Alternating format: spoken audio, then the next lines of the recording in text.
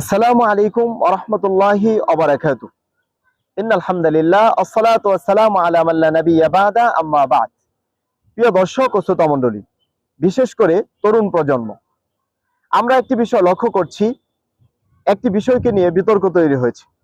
সেটি হচ্ছে মুনাজিরে জামান আল্লামা নুরুল ইসলাম অলিপুরী দামাত বারাকাতুহু।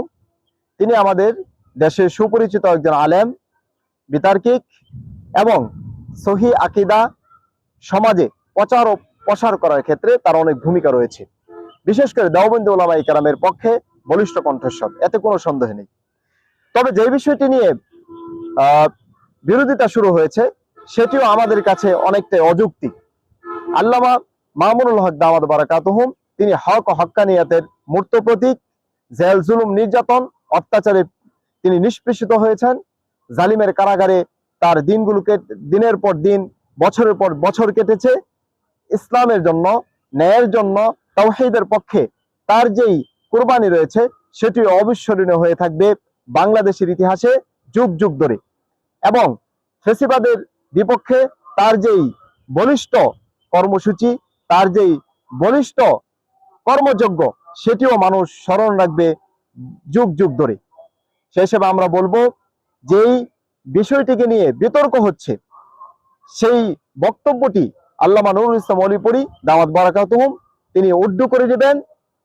কারণ হচ্ছে যে বক্তব্যটি তিনি হেফাজতে ইসলামের আমির আল্লামা মুহিবুল্লাহ বাবুনগরীর কাছে তথা আল্লামা মামুনুল হক পেশ করেছিলেন, যে আমাদের জামাতে ইসলামীর সাথে যেই ঐক্য হয়েছে সেটি হচ্ছে রাজনৈতিক ঐক্য, সেখানে কোনো আকীদা, বিশ্বাস ইত্যাদি দর্শনের ক্ষেত্রে আমাদের কোনো ঐক্য হয়নি। তিনি এই কথার উপরে আগেও ছিলেন, এখনো আছেন, ভবিষ্যতেও ইনশাআল্লাহ থাকবেন, সে বিশ্বাস আমরা রাখি।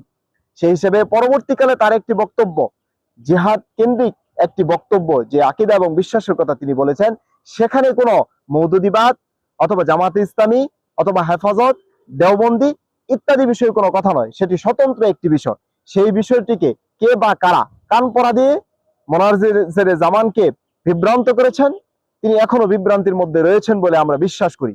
সেই হিসেবে আমরা বলবো, আপনি সত্য, ন্যায়, আকীদা, দেওবন্দিয়তের আপনি একজন বলিষ্ঠ কণ্ঠস্বর, আমরা বিশ্বাস করি। তবে আমরাও দেওবন্দিয়ত থেকে চুল পরিমাণ সরে যায়নি এবং সরব না। আল্লামা মামুনুল হক লক্ষ তরুণের আইডল হিসেবে আজকের বাংলাদেশে তিনি আবির্ভূত হয়েছেন। সুতরাং তার ব্যাপারে যে কোনো ধরনের তথ্য, যে কোনো ধরনের কথা বলার ক্ষেত্রে সকলকে সতর্ক থাকতে হবে। অন্যথায় তরুণ প্রজন্ম কোনোভাবেই অপতথ্য, অযৌক্তিক কোনো বিরোধিতা মেনে নেবে না। সেই হিসেবে আমরা বলবো, আমরা কোনো ধরনের গালাগালি, আবেগ ইত্যাদির মধ্যে যেতে চাই না।